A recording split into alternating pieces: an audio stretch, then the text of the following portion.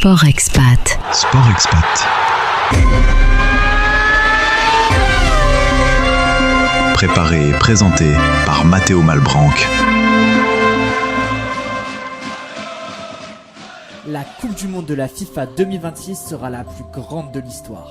Et oui, pour la première fois, elle réunira 48 équipes contre 32 auparavant, avec un total de 104 matchs répartis sur 3 pays, les États-Unis, le Canada et le Mexique. Elle se déroulera du 11 juin au 19 juillet. Et pour les expatriés français qui veulent suivre les Bleus, cette Coupe du Monde pourrait ressembler à un véritable marathon logistique. Car contrairement au Mondial 2022 au Qatar, où toutes les villes étaient accessibles en quelques heures, l'édition 2026 se jouera à travers tout un continent.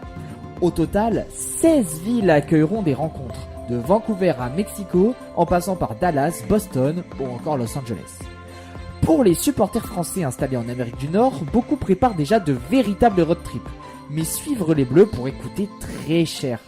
Le média Business Insider a calculé qu'un supporter français assistant à tous les matchs de l'équipe de France jusqu'à la finale pourrait dépenser entre 16 000 et 25 000 $ en comptant les billets de match, les vols intérieurs, les hôtels ainsi que les transports.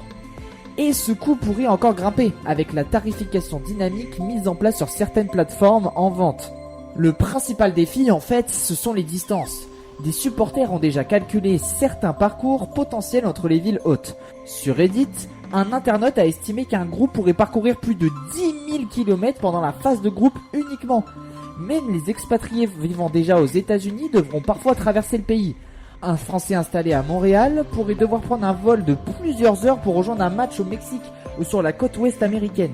Autre complication, les supporters ne connaîtront pas toujours les villes des matchs à l'avance. Et oui, car selon les résultats des Bleus, les 16e, les 8e ou les quarts de finale pourraient se jouer dans des villes totalement différentes, compliquant les réservations d'hôtels et de transport. Mais malgré ces contraintes, l'enthousiasme reste immense. À savoir que les matchs de poule se dérouleront dans la même zone pour l'équipe de France, c'est-à-dire celle proche de Boston et de New York. La FIFA attend plusieurs millions de spectateurs pendant la compétition qui durera 39 jours au total, un record dans l'histoire du tournoi. Pour beaucoup de Français expatriés, cette Coupe du Monde sera donc bien plus qu'un événement sportif. Ce sera une aventure continentale entre football, voyage et retrouvailles avec la communauté française à l'étranger. Et pour ceux restant sur leur canapé, il faudra bien suivre la programmation des matchs, car en fonction des fuseaux horaires, ils ne seront pas à la même heure pour tout le monde. Français dans le monde, le média au plus grand terrain de jeu.